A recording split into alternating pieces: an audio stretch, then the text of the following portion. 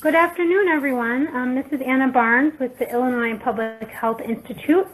We're excited to be hosting our second full cohort meeting of the Health Information Technology Learning Collaborative.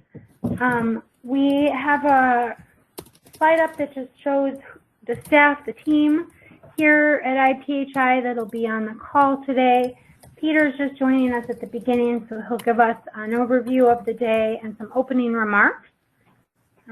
But there's myself, Peter, Lori, and Antonia. So I'm going to pass it now to Peter to just give us a few remarks about the topic for the day. Hi, everybody. Thanks for joining us. I'm really excited about this webinar. You know, when we started this learning collaboration, you know, the big purpose is for the members of the collaboration to build their capacity to do contracting with health systems or payers. So, hey, here's a crazy idea. Why don't we engage health systems and payers? And so I'm really excited that Mark Henry and Jamie Dirksen are going to be spending some time with us today. I only met Mark on our prep call. I've known Jamie for quite a while. They're both super experienced and very eager to offer their experience. And so I think the Q&A is going to be particularly rich today. So just really wanted to thank them. Thank you for your continued participation and our team who's been getting all of this ready, Lori, Antonia, and Anna. So take it away. It's going to be great today. So to date, we've had a couple calls, individual calls with each of these, you guys as the 10 sites. We've also had the initial work group meetings and the full cohort webinar. And some of what we've heard from a variety of audiences is that you're interested in how to make the values proposition to payers or to health systems, who to approach or who to talk to within these often large organizations, what pieces of information or data will help to get in the door and move the conversation forward faster towards contracting for services. And then also just a little bit of a mystery around what healthcare partners need or want from AAAs and CBOs to forge those partnerships successfully. So those are some of the things that we share with our guest speakers today. You know, offer in the chat as you're listening to both of our presentations questions for them, and if there are things beyond, you know, this initial list that you have, questions that you have for them. Both Jamie and Mark said they're willing to tackle any questions, and if they don't have the answers today, we'll try to get back to us with the right information. I'm going to pass it now to Lori, who's going to introduce our speakers, and we'll go from there. Thank you. Great, thank you. I'm very pleased to introduce both of our presenters today. We have Mark Henry, the Director of Long-Term Care and HBCS Contracting at WellCare Health Plans. And Mark is a longtime veteran of long-term care, where he began his career as a nursing home administrator in Tennessee. He later moved to managed care, leading teams at the market level for United Healthcare in Tennessee and nationally for Humana, and now WellCare in building and overseeing the building management and provider relations of LTSS provider networks. So we're happy to have Mark, and we're also joined by Jamie Dirksen, who serves as the Director for the Community Health Institute with Trinity Health.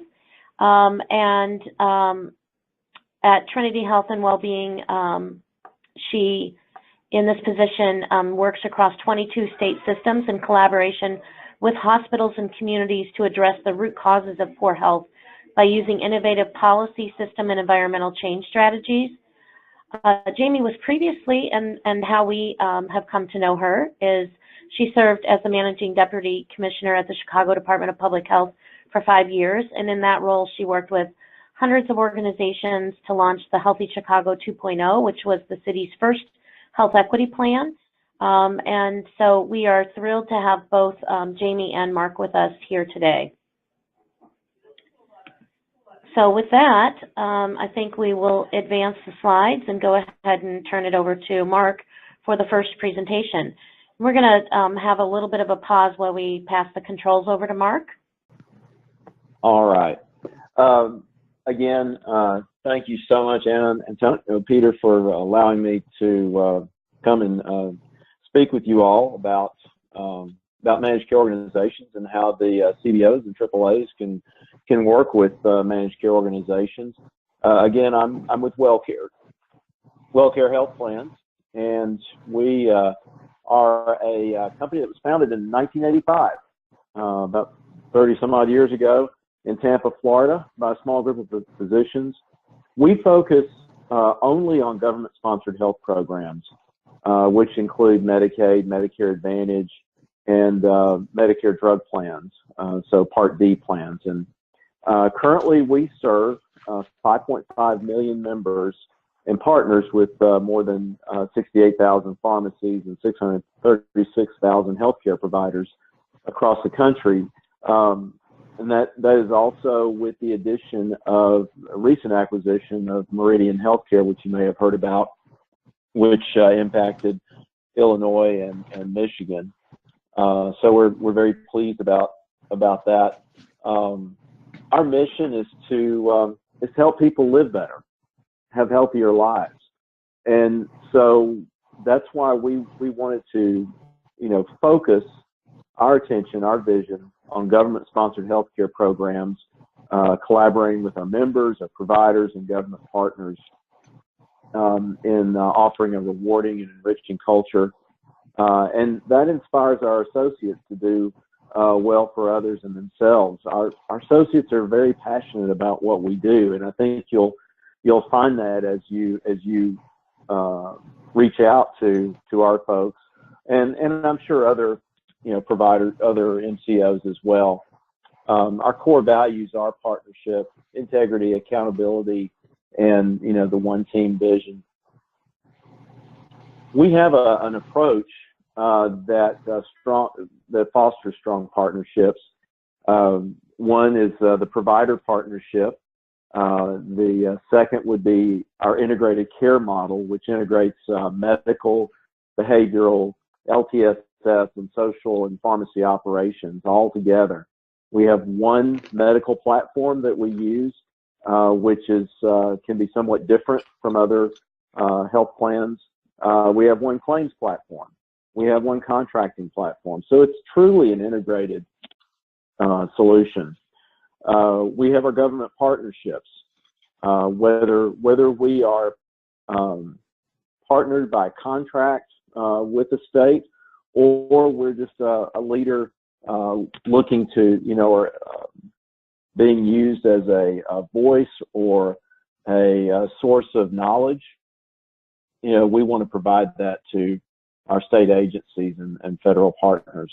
And we're also we also have community connections, which is something that's not only open to our membership, but also open to the entire public. It's a 1-800 number that someone can call into who's having issues with social determinants of health, whether it be loneliness or transportation, food insecurities, housing, whatever that may be, education. We have staff ready on standby to help refer those folks to the appropriate social providers in that person's area. And not only they refer them, but they stick with them and follow through until we know that we've closed the gap on that social determinant of health.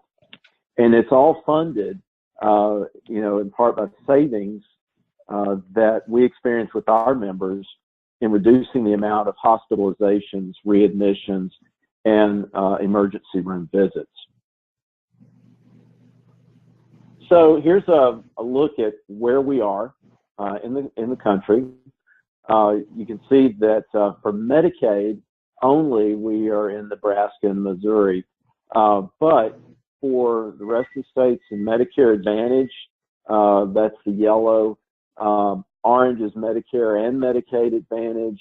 And then for the entire country, we are in we're gray with the drug plans.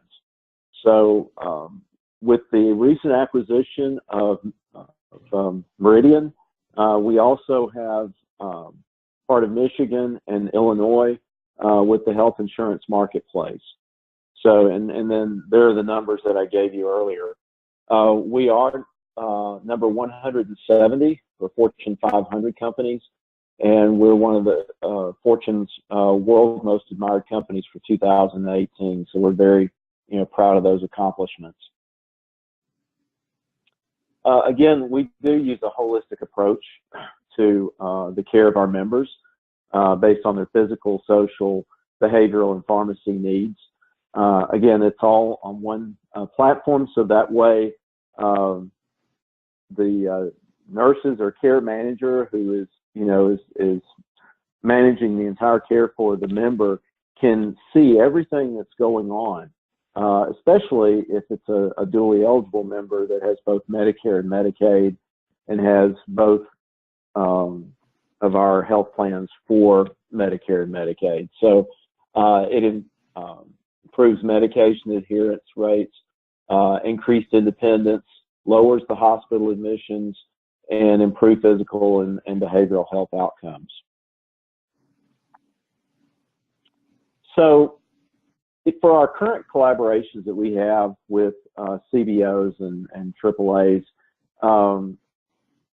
it's very individualized. We try to meet you where you are. Some organizations are very sophisticated and have a very sophisticated managed care program, while others may be better suited to collaborating on data sharing. Sometimes we may work with you on, just contracting with you as a provider. Sometimes we may contract you for your network of home and community-based service providers, and we may delegate the credentialing or verification of those providers and delegate the network management of those providers. And we can also, if we can negotiate it out, even delegate the claims piece of it. So there's a lot of things that we can delegate, but one of the things I think is most interesting is in the care management area, because, a lot of your organizations are very close to your communities and have served your populations for so many years, and you're embedded in that community. You know that community, and you know the people. So who better than to manage the care than someone who is embedded in that community?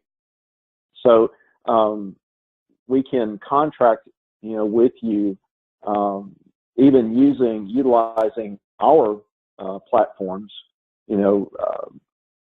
getting access to our platforms so that you can, again, see the entire health of the member, the holistic approach again, working with the physicians, the various providers, the member, their POA, and then, folks in the community to get them what they need, not just for the, medical purposes or LTSS or even behavioral, but on their social determinants of health.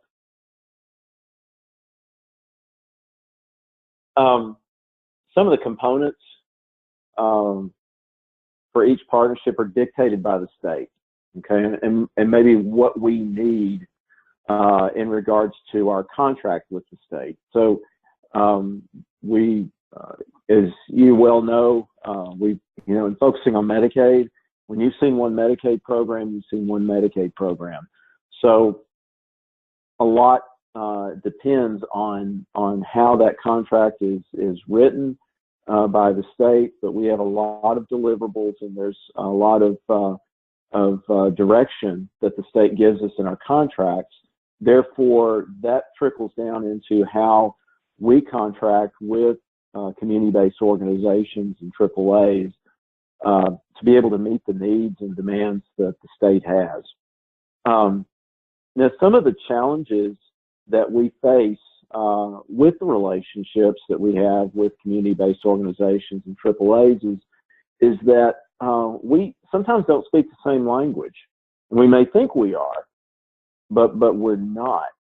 So I think it's important to, because a lot of managed care organizations are going to come and contact you. Now, you may want to get ahead of the game and contact them when you know that, like say, if it's, Medicaid, for example, and an RFP is coming up, and you find out who is interested in those, in responding to the RFPs, go ahead and contact, try to find either someone like me in provider networks or someone in the product area of the company, which would be the Medicaid area.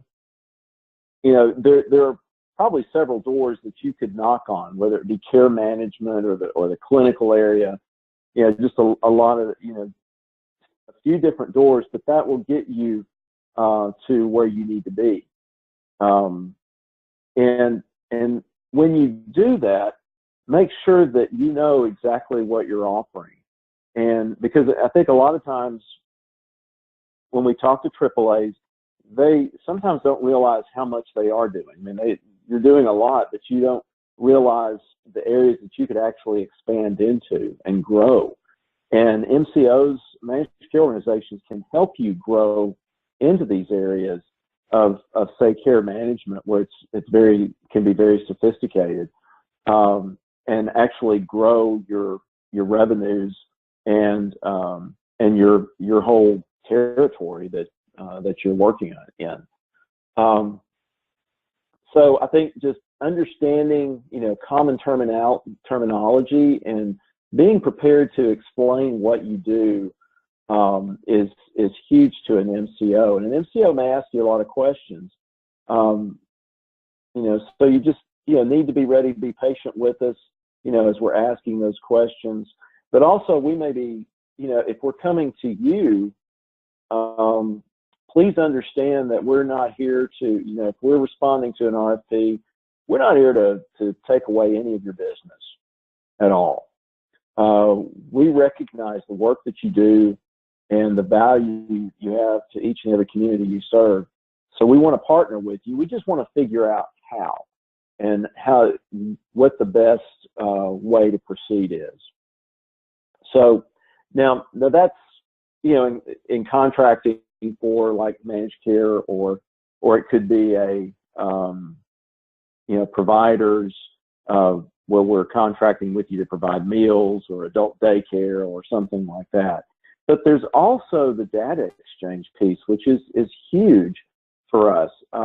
When I talked a little earlier about our community connections, another part of what they do, in addition to helping people have a positive impact on those social determinants of health, is to contract with community-based organizations to exchange data to really help continue to close those gaps and get more empirical data that we can help map and detail conversations regarding the needs of what we're doing. So we can help close those gaps on those social determinants of health with more data that we can get. And then, in exchange, we can give you data that's going to help you close your gaps, help you in writing for more grants and be more successful in writing for your grants. And it's just a win-win all the way around. Let's see. I don't know if I lost. There we go. Okay. Whoops. All right. Let me go back. Okay. So, in planning, and looking at ways that we can partner with community-based organizations, is that, we are deepening our commitment to partnering with you all on care coordination for people needing LTSS services. And when we say care coordination, we don't want it to be just necessarily LTSS services. What we're looking to do is coordinate, the medical piece of it, the behavioral. So you can look at it as being the hub of a big wheel where you're with the member and the POA in that big wheel, reaching out to the PCT, who's also managing the care, reaching out to the other providers, reaching out to the social providers that provide services that may not be Medicaid benefits, and then also, you're contracting on the provider side. So another thing is looking at your networks that you may have, where we could delegate, like I said earlier, renting your network, or even delegating the management of that network to you, so we can, better serve the members. And also, we know that, the happier providers are and the less of a burden managed care can be to a provider, the better the care that they're going to give our members. So, provider relations is a huge thing for us. And then lastly, contracting with you for data to help close those gaps on the social determinants of health. So, I believe that we can, really close the gaps and work on, food banks. We work on, the social determinants of health and really try to focus on closing a lot of the gaps and overcome the barriers that are created by those. A recent study in population health management showed that people who overcame these barriers were significantly more likely to attend doctor's appointments, stay at a healthy weight, and live independently for as long as possible, all the while reducing healthcare costs and improving healthcare quality. And that's something that, when we align ourselves to do that, when we work together, those are things that we can accomplish and help people live lives better every day. So that's all I have. And I know we're going to have questions and answers a little later. So I'm going to turn this over back to Jamie and Antonio. Mark, before you do that, yeah. Mark, before you do that, just one quick question. How is WellCare approaching the new supplemental benefits available under Medicare Advantage? Do you see any opportunities for collaboration with CBOs connected with those? That's a great question. And when we look at working on the new supplemental benefits, which, if some of you aren't aware, February of 2018, CMS sent out a directive that expanded the definition of Medicare supplemental benefits that Medicare Advantage plans are able to offer our members, so long as they address helping or treating or helping people maintain where they are or improving their lives, their health. If they, either it's on targeted folks that have needs with certain activities of daily living, or they may have certain chronic conditions like COPD or diabetes. So we, for 2019, we WellCare are adding, one of the things we added was homemaker services. So either 6, 12, or 24 visits, a person, one of our members can have someone come into their home and do some light housekeeping, chores, or laundry, maybe light meal prep or something like that. This could come after an inpatient event, or it could be that they have a diagnosis where they need these kind of service for a short period of time. Maybe it's kind of in between time where they're getting approved for Medicaid for LTSS services in that way. But it is something that's different that we've never done before on the Medicare side. Now, we do it pretty much in every state that we have LTSS services. that we provide LTSS services in, and it's a fee-for-service level. However, this one is at a per member per month reimbursement. So a lot of calculations and utilization to try to figure out what that reimbursement rate should look like. And we're actually starting with fee for service, and then we'll be going to a PMPM in the next quarter. Now, when we do things like this on the Medicare side, which is different from with Medicaid, we focus in on certain on a state, and with certain providers that may only be in that state, and they may be servicing certain communities, and we have a network adequacy that we have to meet, usually 2 per county in most states. But with Medicare, it's a little different. With the supplemental piece, we have to make sure that, yeah, all the counties are covered, but we don't necessarily have to have 2 or contract with every willing provider, because it's at a federal level. And it's not a Medicare covered benefit. It's a supplemental benefit. So with Homemaker, we've contracted on the PMPM basis. We're contracting with one vendor to do all that. And now but where you all may come in is that they're subcontracting that work out because they may not have offices in every state that we're in. So things like there's one thing that we're looking at right now is grocery delivery or meal kits. So something a little different, something that is going to be appealing to our Medicare population, Medicare Advantage population. And that may be something that you could work with, and someone may have the contract, but you could subcontract through them. So, but generally we look to having one main vendor, possibly 2, to work with.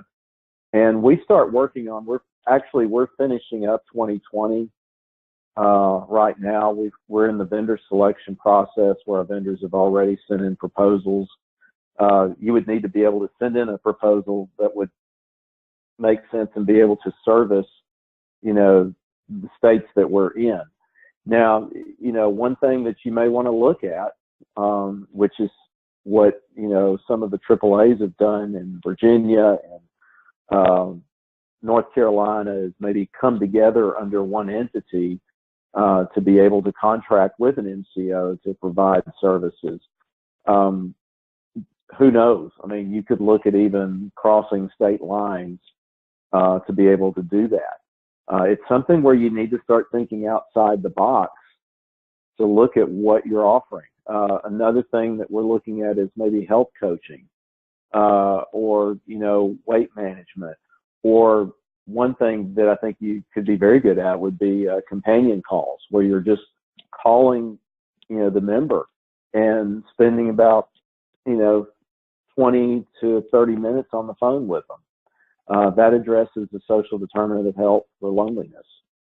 And so we're looking, and you may even have an idea that we haven't thought about, that we haven't vetted out, and you can come to us. You can come to, a network representative with an MCO, and they can get you to the right person and talk about your idea and see how you could cover outside your state boundaries by doing this work. Companion calls are telephonic. But where it's really cool, though, is that, if you can subcontract with other AAAs in your community, then they already know those people in the community. So that's just probably a little more information, and we can talk a little more about it later. Great. Thank you so much. And I'm sure we'll have additional follow-up questions. I just wanted to ask that one while it was timely. So thank you very much, Mark. We'll turn things over to Jamie now.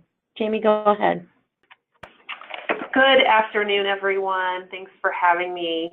I'm working on making this work. Maybe. Here we go. All right, so just a quick overview about Trinity Health. Trinity Health is in 22 states across the country, and we have over 133,000 colleagues, 94 hospitals, and also have 109 continuing care locations, many of which include nursing homes, skilled living facilities, and senior living as well. So we're pretty large, and we cover a lot of the U.S., but not all of the U.S. And I know that several of you on the call are not in any of the states where we are, though I hope this information is still helpful, as there are many large health systems that function pretty similar to Trinity Health. So Trinity Health is really working on building a people-centered health system, and we believe that what you're looking at on the screen is how you do that. I know that Mark was mentioning the social determinants of health, and at Trinity Health, we are using social influencers of health, so I'm trying not to confuse you, but the definitions are the same, and so if you see that, I don't want to confuse you. And so I sit in the Community Health and Wellbeing department, where we spend a lot of time and focus on addressing the other 70%. And so this is just a reminder to folks that our health outcomes are not sort of, the outcomes do not exist in clinical care or our genetics. Most of them are in the environmental factors that where we live, work, and play every day. And so our job is to really focus on those areas. And this is just sort of some quick facts about the U.S. health system spending, U.S. spending on health care and social care. And as you can see, we spend more on healthcare than social care than any other developed country in the world. And we also have the lowest life expectancy of any developed country in the world, which just proves the point that you can't spend more on healthcare to improve life expectancy or health outcomes. We need to be spending more time and energy on improving the conditions in which we live and supporting individuals to have a healthy and productive life. And so this is just another sort of slide on life expectancy that you can look at later. But we really are working to optimize wellness and equity and eliminate disparities in our community through community health and well-being. And we do that in a variety of ways, mostly by working to address these 21 vital signs across all of our communities. And so we believe that if we can improve these conditions in all of the communities in which we serve, that we will have well communities. I'm battling a cold, so I apologize if I cough, which I'm about to, so I'm sorry. So I think that our team is really focused in supporting and engaging with communities and partners such as yourself around expanding utilization and availability of community-based services, and also transforming communities through policy, system, and environmental change. And while many of you may be direct service providers, there are lots of direct service providers that we work with who influence and maximize opportunities to change policies and the conditions in which we live. And so I think that the marriage of health systems and community-based organizations and residents of those communities is really the secret sauce of how we ensure that people are healthy and happy and are living well lives. And so there are many ways in which we do that, and sadly, even as you all are probably aware, nonprofit health systems are required to provide a community benefit to their communities, and they do that through a variety of ways. Most of the community benefit provided by all health systems in the country is through charity care and unpaid cost of Medicaid. So this is just a snapshot of our system. We do about $1.1 billion in community benefit every, well, in 2018 we did $1.1 billion of community benefit. Nearly all of that went to covering charity care and unpaid cost of Medicaid, which of course is incredibly important and is the business of a healthcare system, is to provide healthcare. But our job in community health and well-being is trying to create greater efficiencies in the clinical care setting so that we can invest more resources in community services and transforming communities. And so in every single one of our hospitals, and this is true for any hospital across the country, they are expected to invest in communities, and they are required to report those investment in communities. And again, the bare minimum is really looking at clinical care, but there are many categories in which there are allowable investments in communities, particularly around supporting community-based organizations to deliver services on behalf of a healthcare institution, as well as supporting community building, which includes housing services and financial assistance services and job services, and investing in anything that requires a new building.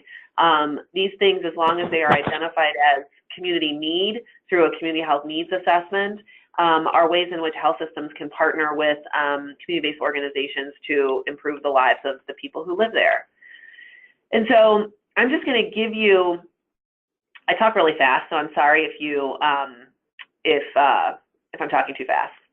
It's a flaw of mine. But I do want to share several opportunities and ways in which we as a health system engage community-based organizations, and ways in which you can approach community-based organizations for resources to deliver the services that you are best at delivering. I think one of the things that I've learned most by working at the healthcare system is that people are within our system and within other systems are very quickly learning that we cannot solve all the problems by hiring more nurses. And so, there are nurse case managers, and for all of the case management services that are being offered, it's a nurse, which is a very highly paid position in a healthcare system, who has a very strong focus on improving clinical conditions. And really what we know is it's not those clinical factors that are keeping people unhealthy. And so one of the first initiatives that Trinity Health launched when we launched our People-Centered 2020 strategic plan was the Transforming Communities Initiative, which is an explicit partnership with multi-sector community coalitions in 8 communities across the country who are working to advance and improve health outcomes in their communities, particularly focusing on tobacco use reduction, childhood obesity reduction, and really addressing those social influencers of health. And as a system, those are our 3 priorities, and will continue to be our priorities for the distant future. And I think that what we've learned through this is that we directly fund our local hospitals, who then turn around and serve sort of as a pass-through to fund local nonprofits to administer these grants, which are around $500,000 a year, to support community-based solutions to local challenges, particularly around improving tobacco use and improving conditions in communities that are creating the obesity epidemic. And so that, addressing obesity is done from a variety of ways. And while we have a focus on children, our system as a whole primarily serves the Medicare population. And so we are always looking for ways to better engage those who are 55 or 65 plus, to ensure that social isolation in particular is being addressed, but also just transportation services, housing services, et cetera. And Mark spoke of ways in which you can work with managed care and insurance plans on those issues, but there are ways in which to work with health systems and through contracted services as well. So PCI is about a $3 million annual investment that we make in communities across the country. Another investment that we are making, if I can make this go next, is the Good Samaritan Initiative, which is really advancing community health workers across our system. We have several sites that employ community health workers, both internally in the health system, but also in partnership with a variety of community-based organizations, as we know that the community health worker model really does address the social and economic needs of individuals being served in the clinical setting, and removes those barriers for them to optimize their health through medication assistance, through transportation to medical appointments, and or to other services, including transportation to the grocery store so they can access fresh fruits and vegetables, transportation to physical fitness opportunities, et cetera. So we've recently engaged in a national partnership with Lyft to support many of our accountable care organizations to do this work as well. And then we also, I missed my BPP slide. Thank you. All right, so we also, not only do we have a Centers for Disease Control Diabetes Prevention Program grant, which affords us the opportunity to invest a lot of resources into 7 sites across the country to deliver diabetes prevention program. We also have a national priority of all of our hospitals implementing diabetes prevention program, and most of them do that in partnership and in contract with community-based organizations. And while DPP, for those of you who may not be aware, is a year-long lifestyle change management program, very intense. It takes a lot of effort to sort of start up. But once you have a presence in a community, and particularly if you are a center in which convenes individuals who are at risk for type 2 diabetes, we found this to be the most successful places to implement diabetes prevention program. And as of April, Medicare is paying for diabetes prevention program. While it is a pay for success model, so to speak, it's still a payment for a prevention service, which is the only prevention service currently universally covered by the federal government. So I think it's really exciting and an opportunity for all of you to consider, as type 2 diabetes is the most chronic condition that all of us are suffering from, all of our communities, I should say. I talked about that one. Oh, I just wanted to say one more thing about the Community Health Worker Initiative. We do partner with Care Coordination Systems, which is a technology system which many nonprofit organizations use to track patient referrals and patient process through pathways, which are very specific interventions used to address a specific set of challenges, whether it be transportation, medication, smoking cessation, et cetera. So we use this system, which in the current state does not integrate with our electronic medical record, which I will say is a distinct challenge. But we are looking at partnerships with technology systems that can help us track progress on addressing these social and economic needs within our patient population. And then finally, we, on an annual basis, sort of release shovel-ready place-based grants to support improving the built environment across communities. We have our hospitals apply for these, but they're required to apply for these dollars in partnership with a community-based organization. So first and foremost, establishing a relationship with your local hospital community benefit leader or community relations or external affairs person is your first sort of step in even knowing about these opportunities. But we were really excited about some of the investments we made and have only heard, a tremendous amount of gratitude from the community-based organizations where we've been able to make these investments. Most importantly, in Iowa, we were able to address ADA compliance and replace a roof of a community center, which would have otherwise closed and created significant displacement for those who are elderly in their community. And so I think that there's a lot of opportunities, and we can learn a lot from all of you about the needs that are had and felt by community-based organizations to support expanding and or creating community-based services.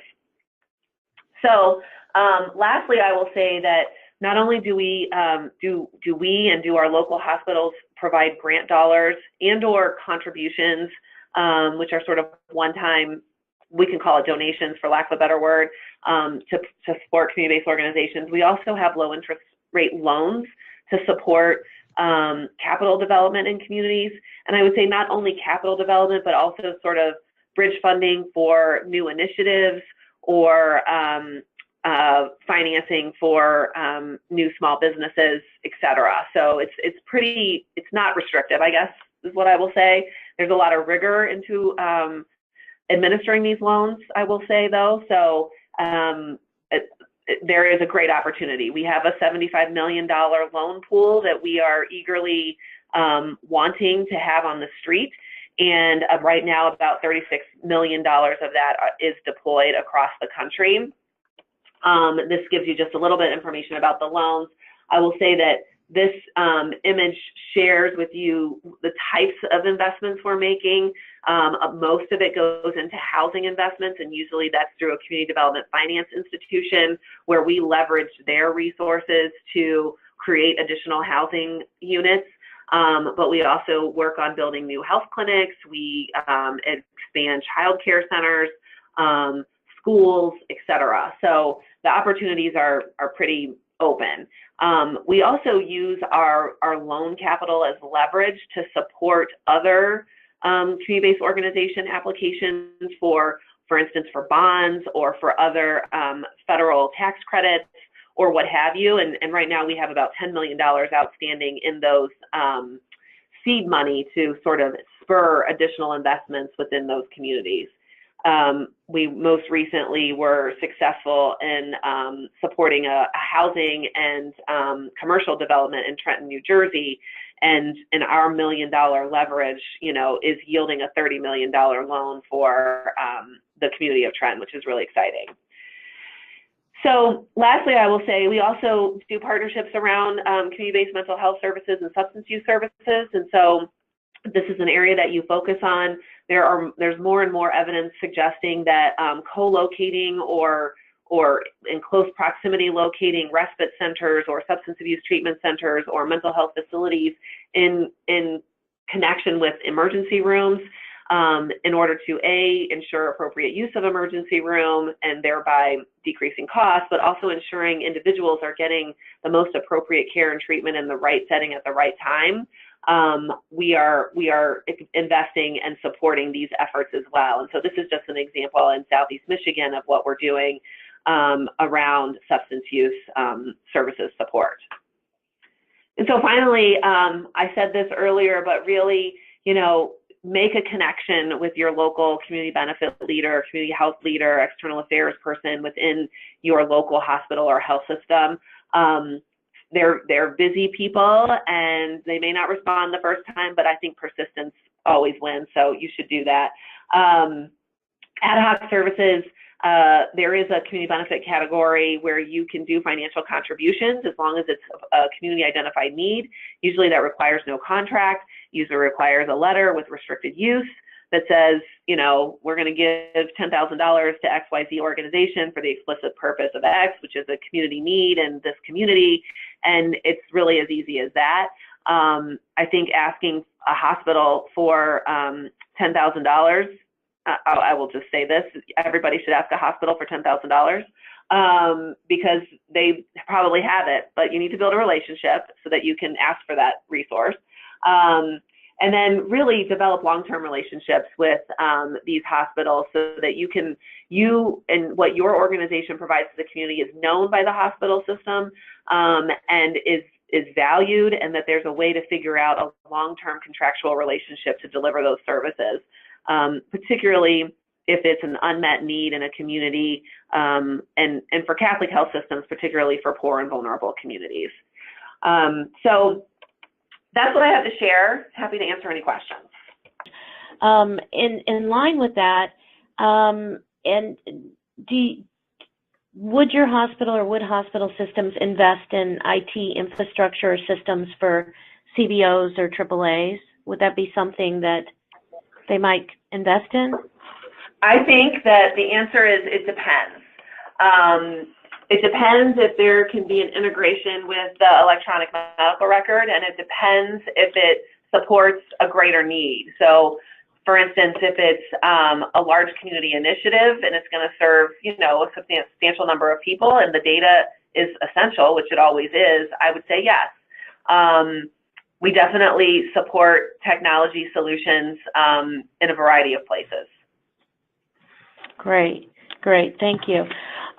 So as we're folks who are on the line listening, I just want to remind you that Mark and Jamie are presenting to share the perspective of an MCO and health system, not to specifically talk about working directly with WellCare or Trinity, though some of you may have that interest. So use this opportunity to think about questions that you might ask Mark or Jamie about working with MCOs and health systems in general and relating it to your area. For example, I know that Jamie mentioned that Trinity is moving to an EPIC rollout, and we'll implement Community Connect, which we know Maryland is interested in. So that may be something that you want to ask some questions of Jamie about. So as you're thinking about those questions, and you can type those in the chat log, or you can raise a hand and we'll unmute your line. I want to just ask Mark and Jamie if you'll kick off the Q&A by answering a couple general questions that you both spoke to a bit, but we want to hone in on it a little bit more. The first is, how do you make the case to an MCO or a health system if you are a CBO or a AAA and you would like to contract for services that you provide? How do you make that case to an MCO or health system? So either of you can start. Well, I think, main thing is to have a good presentation, having something visual out there and prepared, such as a PowerPoint or even a one-pager that will tell your story. We want to know where you've come from, what do you do, and I think before you go to the the managed care organization, you need to know something about them and know what's important to them, and maybe do a little background check and see what they're focused on right now, what states or what types of initiatives they have going, and then come to them with what you have, and be able to just articulate well what it is you do and how you believe you can work with the MCO. Yeah, I don't know that I have much to add. I really think that this is, how do you build a relationship? How do you understand the health system's priorities, and how do they match your priorities, and how you can leverage that mutual priority to start the conversation. And again, what are some of your, both from the managed care and the health system side of how and who you build a relationship with?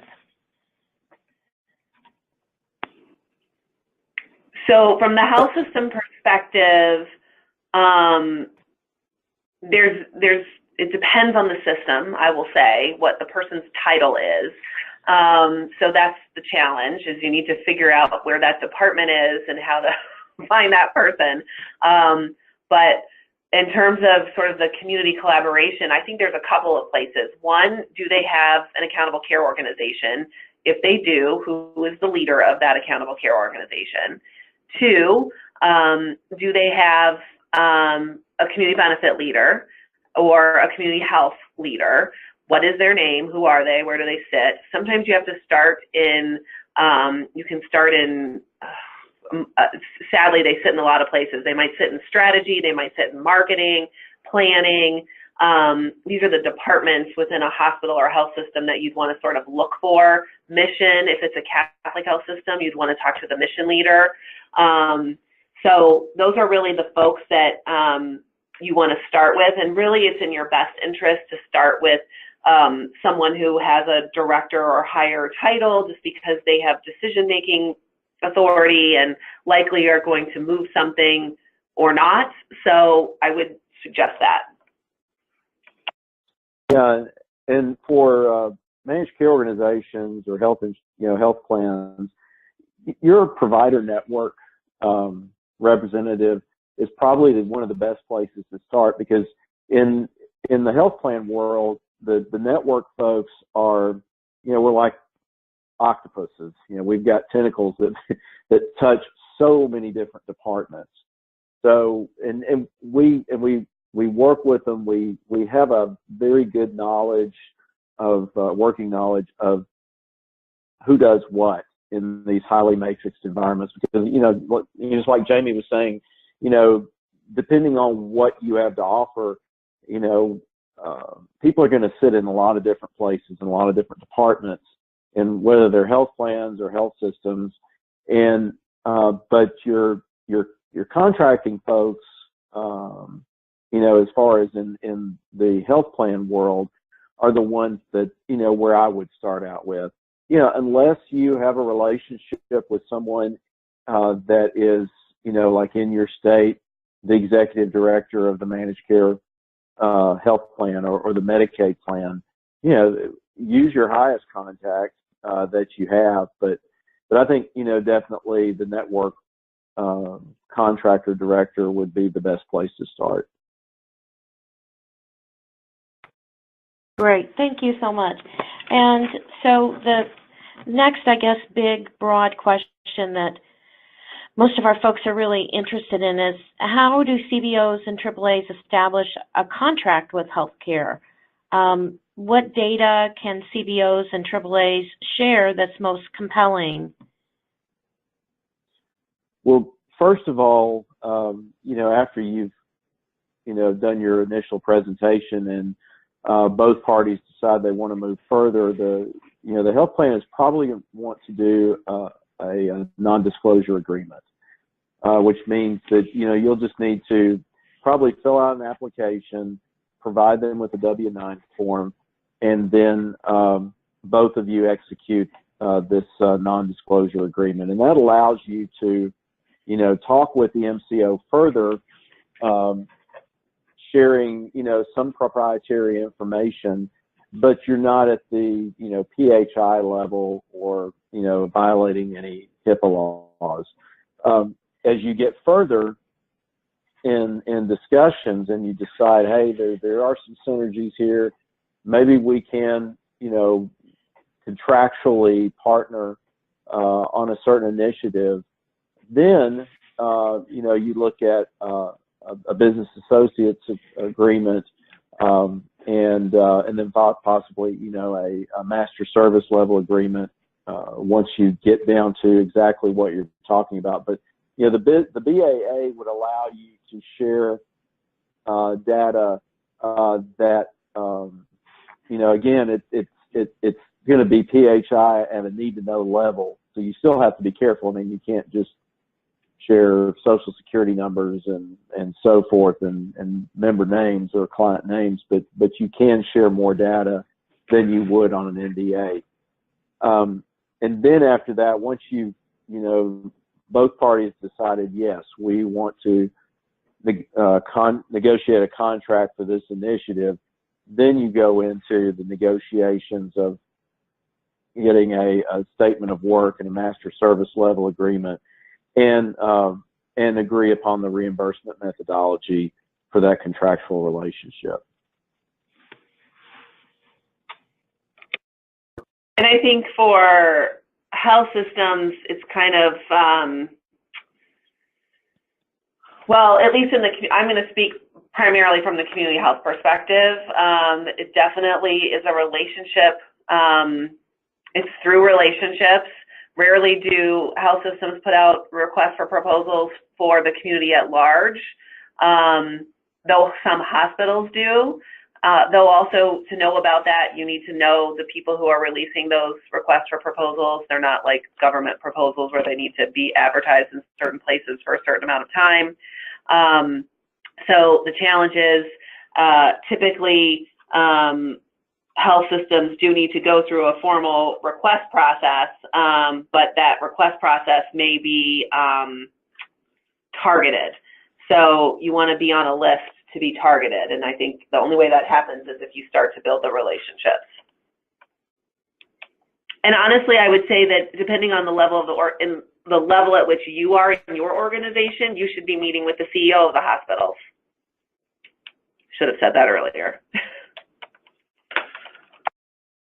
Yeah, you do. I mean, and I agree with Jamie. You want to get, if you've got connections at a higher level than network, or at some middle manager level, if you've got a CEO connection or a COO or an executive director, I'd start there.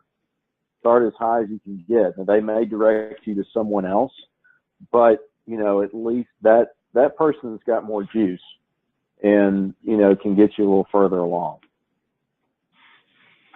Great. I will also add that I don't know why I'm just thinking about this, but nearly every hospital also has a foundation.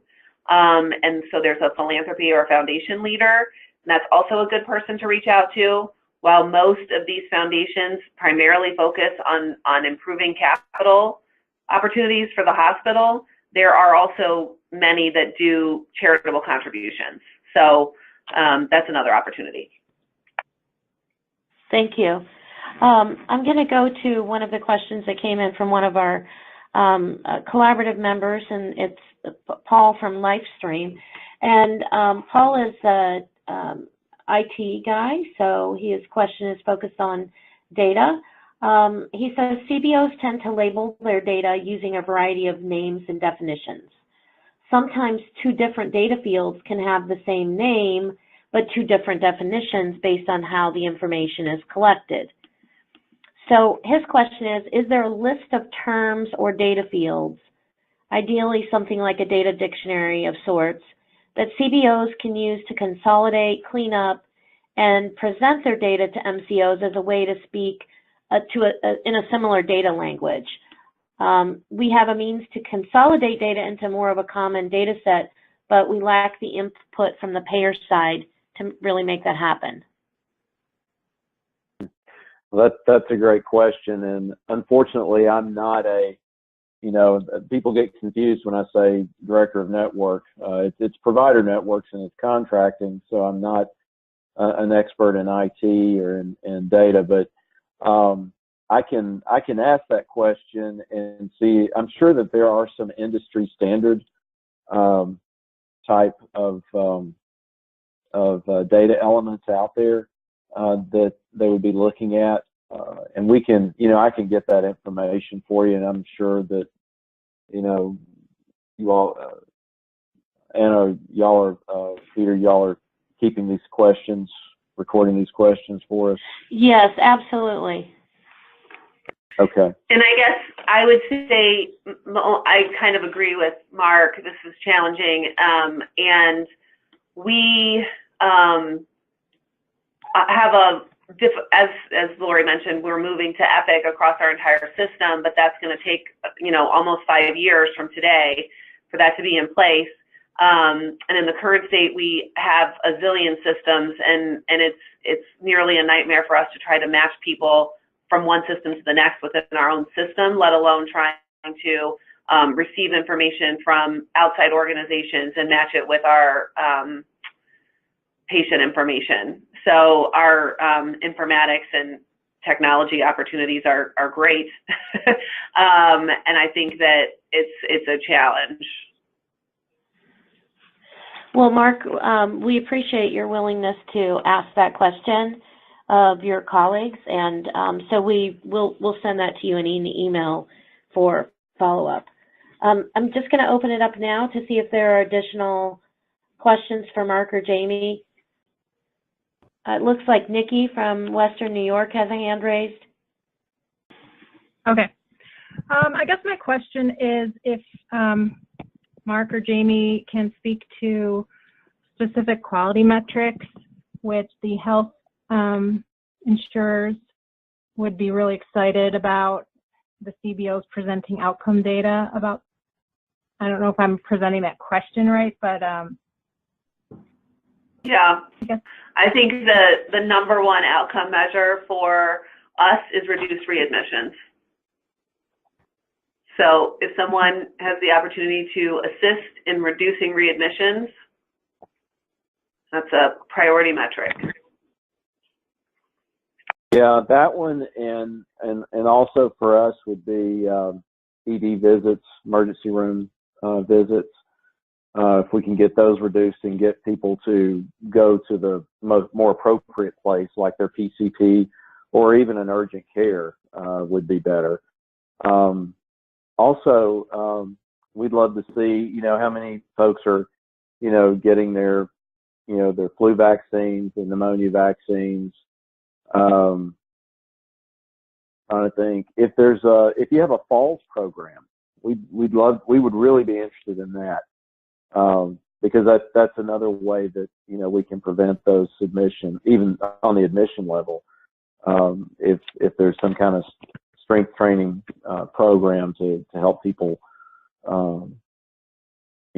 with those, to prevent those incidents from happening, and emergency room visits. Are you contracting with CBOs who do have falls programs? That is one thing that we're looking at. I think in one of the states that we've submitted an RFP for. I can't really talk to that because it is the awards haven't been released yet. But that it is something that, yes, I mean, some have a falls prevention program. Some have they do a type of care management that we're interested in.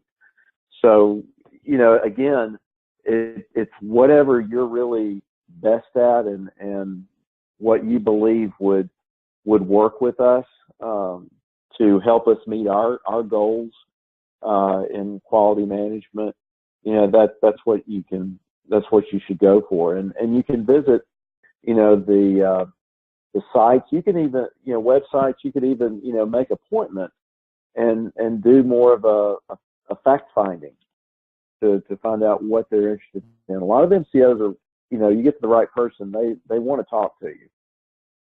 They want to find ways to work with you, especially if it's if there's a Medicaid reprocurement going on at that time, or if they're trying to work on a new supplement for Medicare, or they're trying to get better star ratings. And you feel like you've got a way where we can,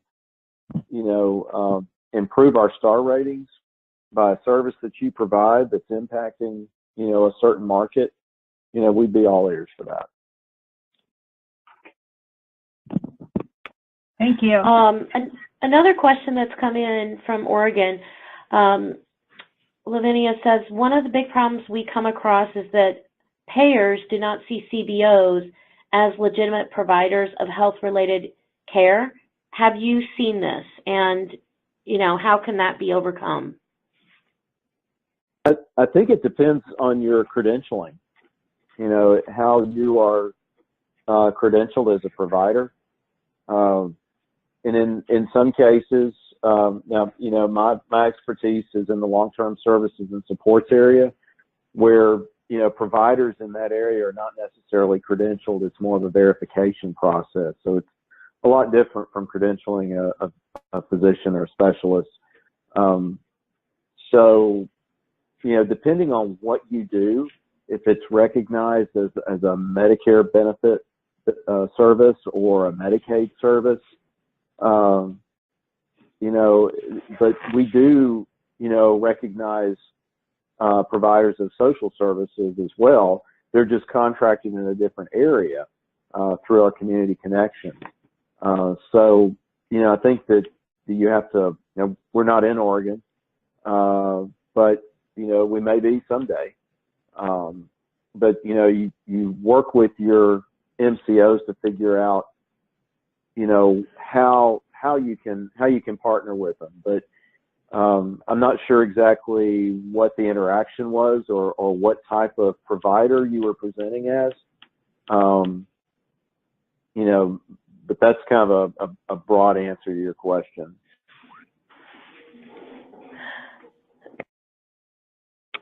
Thanks, Mark. And just a quick follow-up question for you, also from Robert at Age Options. How would we find out about an RFP opportunity such as what was mentioned regarding the falls prevention program? Well, that's a good question. And maybe it's not an RFP opportunity.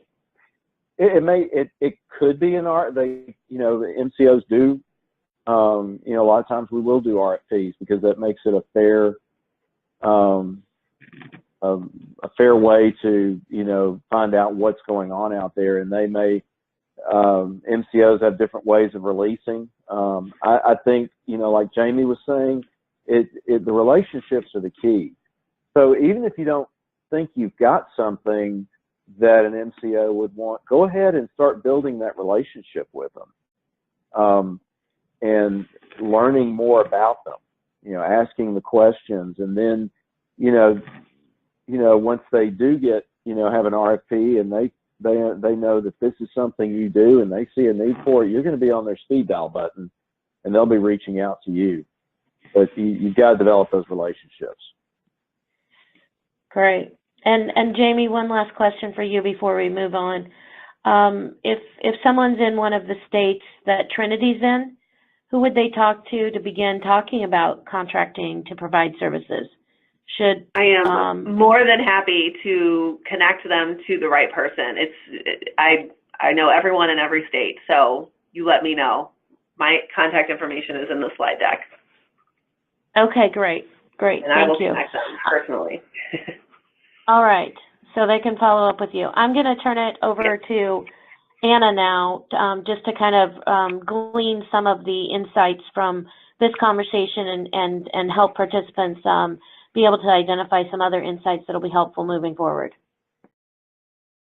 Great, thanks, Lori, and thanks again, Mark and Jamie. So here we just have a few minutes really to just pause and think about some of the recommendations, particularly in this last segment where Mark and Jamie were giving us some good tips. So we want to turn it back now to the Learning Collaborative participants and ask you to share what you've heard or what you've experienced maybe outside of this Learning Collaborative through the relationships that you're fostering locally. How do you make the case to healthcare or payers, and what are some of these tips we've heard about establishing a relationship or the values proposition?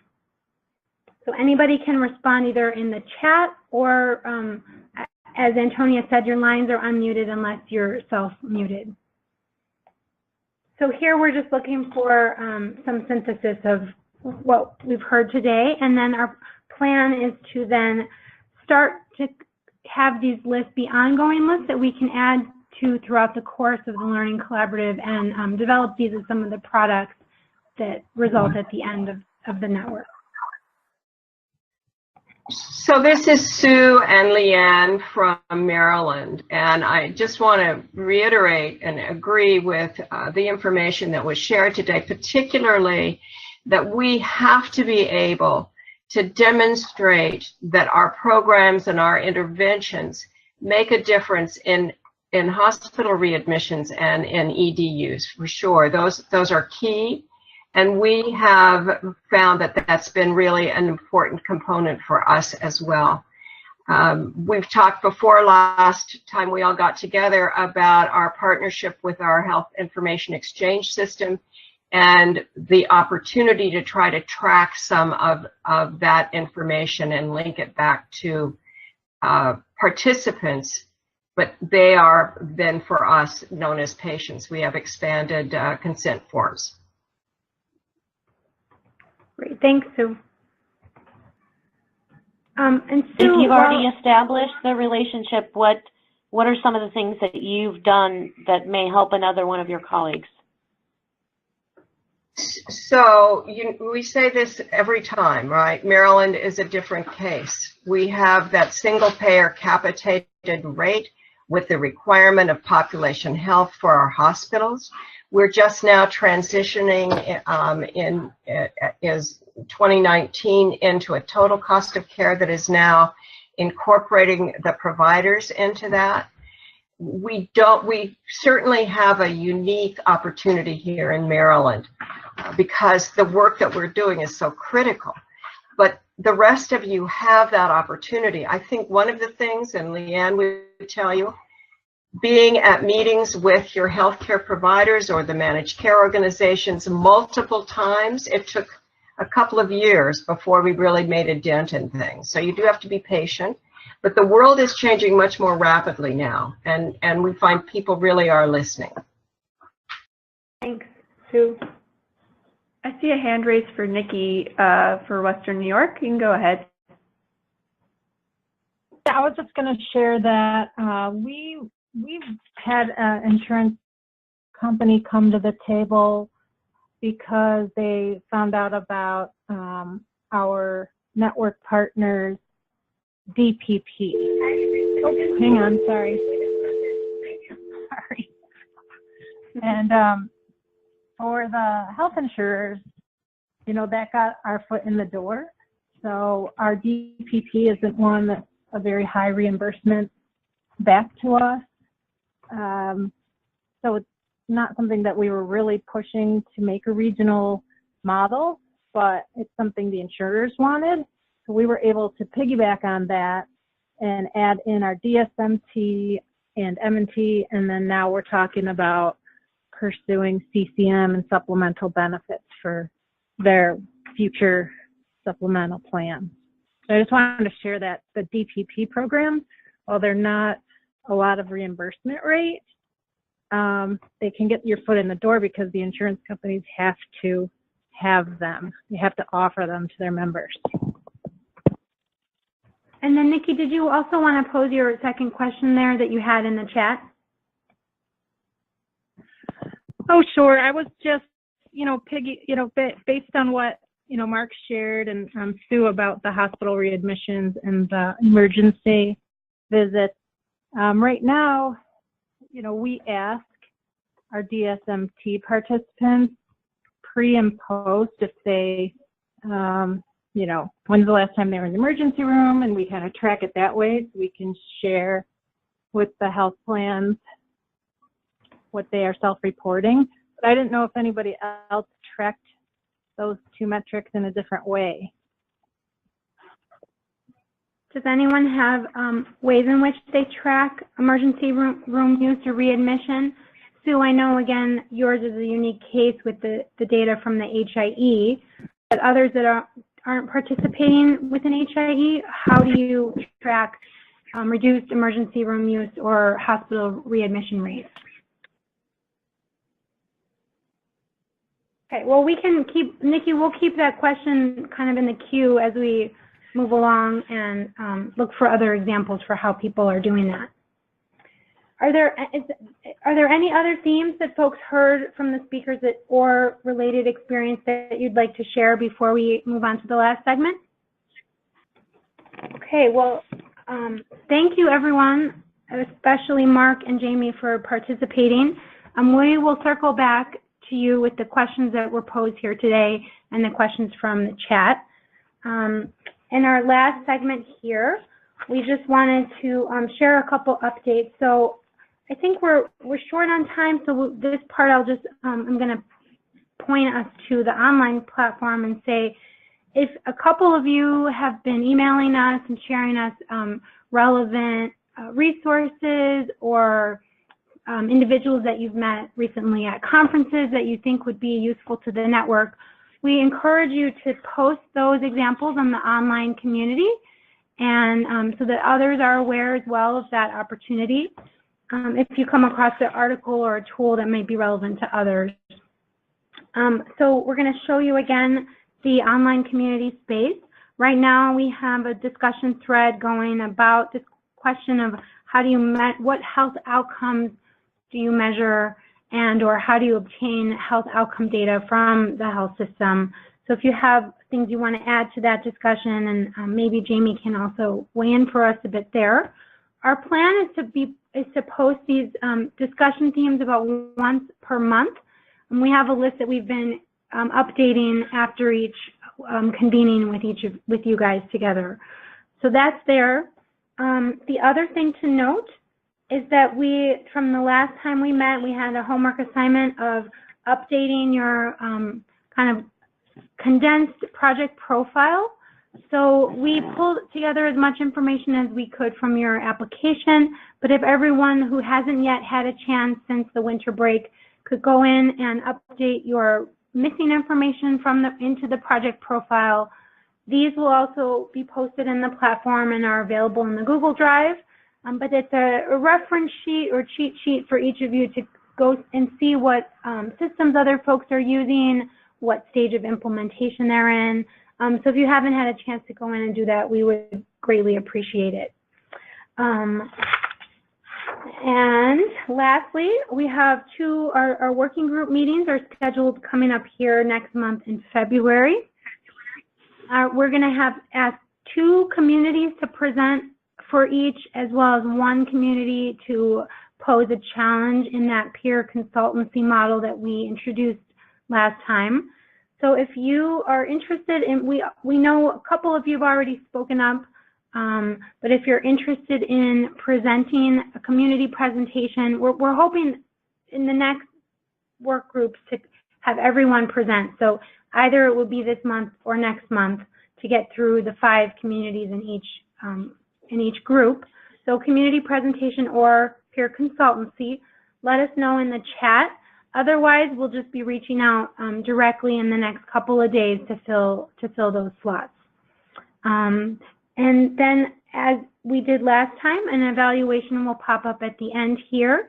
If other questions come to mind for Mark and Jamie, feel free to pass those along to us, and we'll make sure to get the answers back to you. So thanks again, everyone, for participating this afternoon, and we look forward to hearing from you soon. Thank you. Have a good afternoon.